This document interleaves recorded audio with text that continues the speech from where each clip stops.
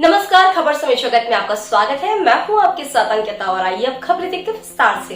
भोपाल राज्यसभा सांसद राजमणि पटेल ने एक बार फिर केंद्र और प्रदेश सरकार पर निशाना साधा। उन्होंने कहा कि ओबीसी SC ST के हक अधिकारों को छीना गया है, उन्हें स्वाभिमान और सम्मान को अपमानित किया गया। ओबीसी का दर्द दिखाने वाले प्रधानमंत्री नरेंद्र मोदी से पूछना चाहता हूं कि देश में 52% ओबीसी को 27% आरक्षण का लाभ क्यों नहीं मिल रहा है? लाखों पद रिक्त है, भरे क्यों नहीं जा रहे हैं? मंडल कमीशन की सिफारिशों को लागू क्यों नहीं किया जा रहा है? उन्होंने कहा कि जाति आधारित जनगणना ओबीसी की क्यों नहीं की जा रही है? ओबीसी के छात्र छात्राओं की करोड़ों की छात्रवृत्ति घोटाले की कार्रवाई क्यों नहीं की जा रही है? 1 और 2.5 लाख करोड़ का कर्ज अडानी को दिया गया, उसी से व्यापार कर अडानी दुनिया में नंबर 3 का उद्योगपति बना। फिर अडानी द्वारा बैंकों का कोई कर्जा वापस नहीं किया, क्यों? कमाई पर कम टैक्स क्यों दिया? इसी तरह कुछ और उद्योगपति हैं, इसके बावजूद मोदी सरकार ने करीब 11 लाख करोड़ का कर्जा माफ कर दिया गया, जबकि इस देश का अन्नदाता की फसल बर्बाद हो जाती है। कर्जा नहीं चुकाता तो उसकी कुर्की हो जाती है, बिजली का बिल न देने पर कनेक्शन काट दिया जाता है, अपनी मांग के लिए प्रदर्शन करता है तो गोलियों से भून दिया जाता है। उन्होंने कहा कि देश के संविधान को कमजोर किया जा रहा है, हमसे लोकसभा और राज्यसभा में सवाल करने का अधिकार छीनने की कोशिश हो रही है।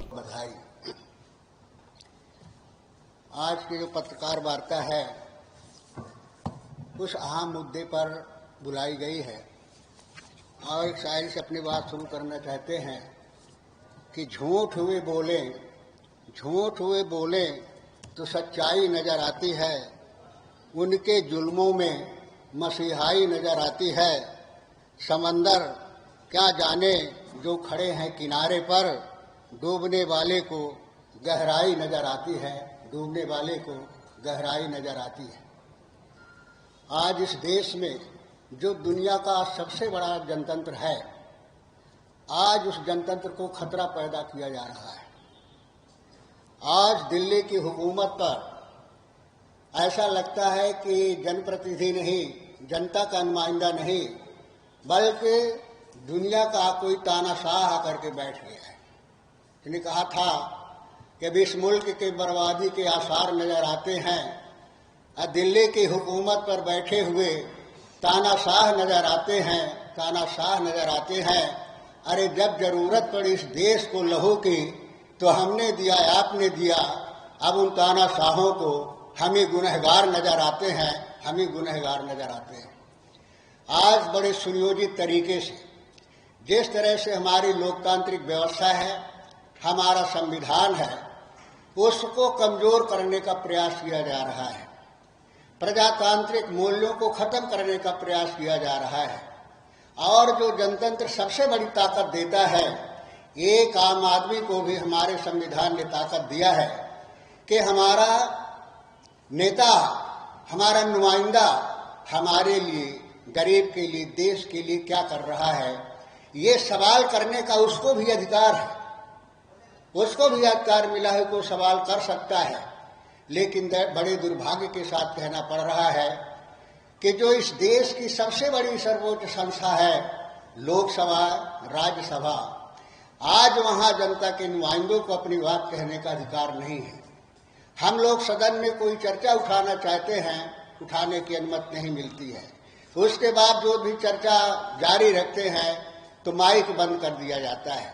हमारे नेता, देश की आशा आदरणीय राहुल गांधी तक को बोलने का मौका नहीं दिया जाता, उनका माइक बंद कर दिया जाता है। हमारे लिए रोड़ा है, खतरा है। किस तरह से इसको डिफेम किया जाए, बड़े सुनियोजित तरीके से ये षड्यंत्र किया गया, जिसके कारण आज राहुल गांधी की लोकसभा की सदस्यता खत्म हुई। और राहुल गांधी ने तो कहा है कि हमारी सदस्यता खत्म हो जाए, लेकिन हम डिगने वाले नहीं हैं, झुकने वाले नहीं हैं और झुकेंगे भी नहीं। और हम तो कहना चाहते हैं कि एक महात्मा गांधी थे जिन्होंने आजादी की लड़ाई में कुर्बानी दिया, उनके साथ हजारों लाखों लोग शहीद हुए।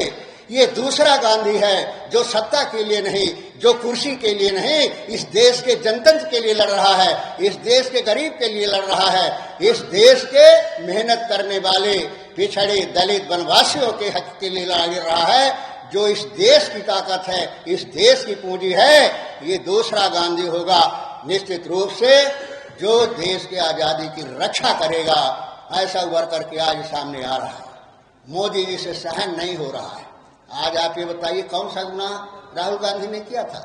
यही गुनाह था कि सच की आवाज उठा रहा है, यही गुनाह है कि दलित की बात कर रहा है, यही गुनाह है कि पछड़े वर्ग की बात कर रहा है, यही गुनाह है कि वो झुकना नहीं जानता है।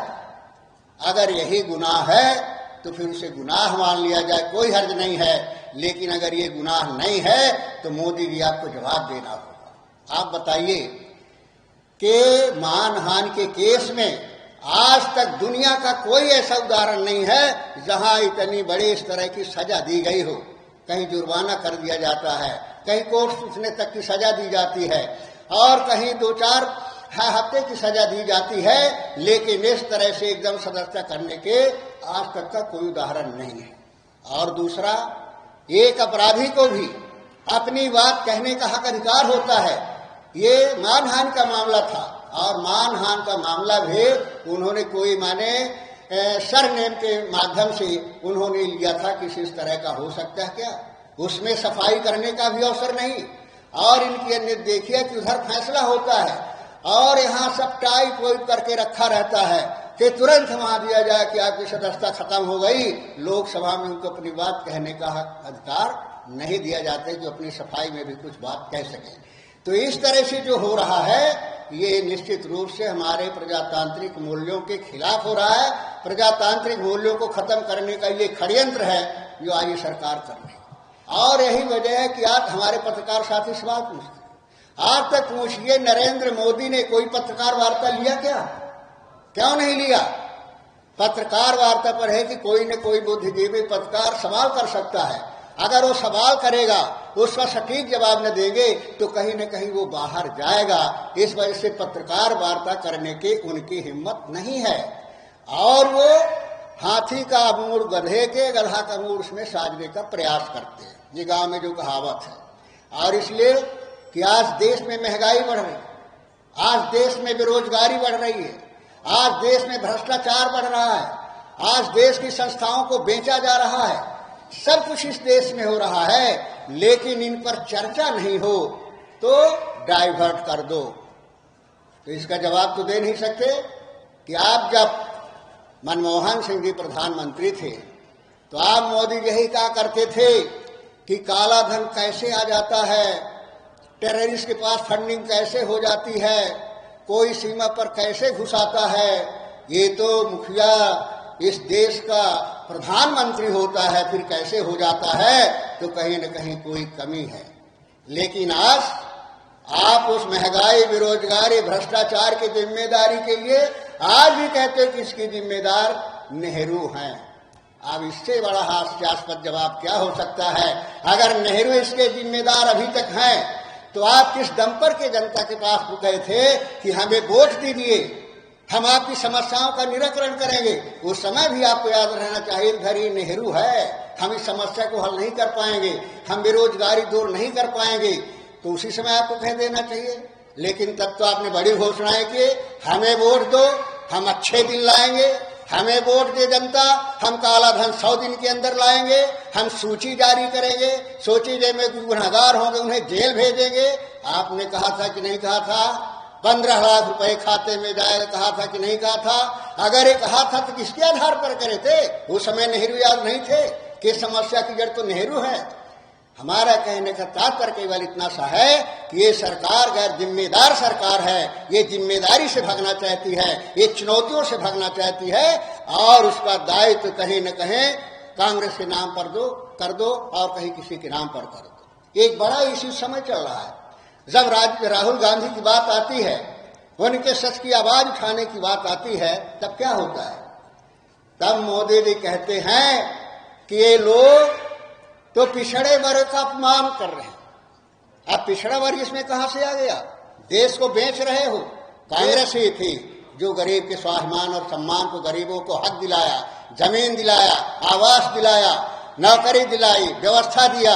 उनको जो विधायक और सांसद का अधिकार होता है वही अधिकार दिया कि आप सवाल कर सकते हो, आप प्रश्न पूछ सकते हो, आप हिस्सा ले सकते हो कि आपका विधायक, आपका सांसद क्या कर रहा है। ये हक अधिकार कांग्रेस ने दिया है, भारतीय जनता पार्टी और मोदी ने नहीं दिया। लेकिन इनको कहने में क्या लगता है? कह ही देते कि इस देश में कुछ हुआ नहीं है, माने मोदी के आने के बाद हुआ था। ये देश आजाद ही नहीं हुआ था, ये तो 14 में आजाद हुआ था। अगर 14 में आजाद हुआ था तो फिर काहे सालगिरह मनाते हो, काहे शताब्दियां मना रहे हो? अगर 14 में हुआ तो इसका मतलब क्या है कि जिस विद्यालय में मोदी जी आप पढ़ने गए थे तो उस विद्यालय को भी आपने खोल दिया था माँ के पेट में रहते हैं उसके पहले कि हमारा जन्म होगा तो हम इस विद्यालय में पढ़ेंगे। आपने जिस रेलवे स्टेशन में चाय बेचने की बात करते हो, आप माँ के पेट में थे और उसके पहले रेलवे स्टेशन बना गए थे कि हमको चाय बेचना पड़ेगा। तो इस तरह से बेतुकी बातें करते हैं ऐसा समझ करके कि इस देश का जनतंत्र मूर्ख है, कुछ समझते नहीं है, चाहे जो कुछ करते जाओ। लेकिन मैं कहना चाहता हूं कि सब समझते हैं, समय आने पर सब हिसाब देंगे। ये वही लोग हैं जिन हाथों में ताकत है तिलक लगाने में, उन हाथों में ताकत भी है सर उतार लेने की। ये देश की जनता है जिसने आजादी के समय बता दिया है कि गरीब में क्या ताकत होती है, क्या शक्ति होती है, क्योंकि उनमें ईमान होता है, समर्पण होता है, त्याग होता है, राष्ट्रभक्ति होती है। यही सबसे बड़ी ताकत होती है। जिस ताकत के आधार पर ये देश आजाद हुआ है, उसी ताकत के आधार पर ये जनतंत्र मजबूत होगा, आगे बढ़ेगा। इन्हीं शब्दों के साथ मैं अपनी बात समाप्त करता हूँ। धन्यवाद। खबर समय जगत के लिए संवाददाता आदित्य सराठे की report. For latest news, subscribe to our channel and press the bell icon.